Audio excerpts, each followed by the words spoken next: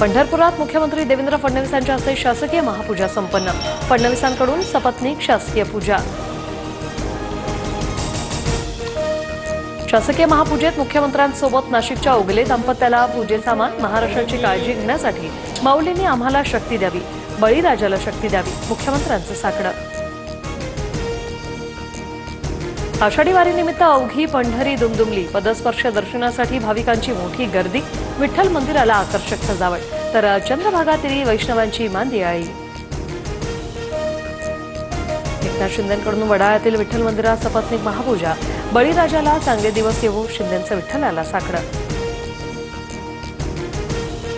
20 वर्षांनंतर दोन्ही ठाकरे बंधू एकत्र राहण्यासाठीच एकत्र आलोय, उद्धव ठाकरे यांची घोषणा।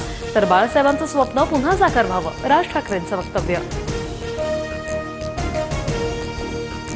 महानगरपालिकेसाठी ठाकरेंची धडपड सुरू। ठाकरेंचं अस्तित्व राहिलेलं नाही, मंत्री गिरीश महाजन यांची ठाकरे बंधूंवर टीका। जे बाळासाहेबांना जमलं नाही ते फडणवीसांनी शक्य करून दाखवलं, राज ठाकरेंचा टोला। तर अनाजी पंतांनी आमच्यातील अंतरपाठ दूर केला म्हणत उद्धव ठाकरेंनीही डिवचलं।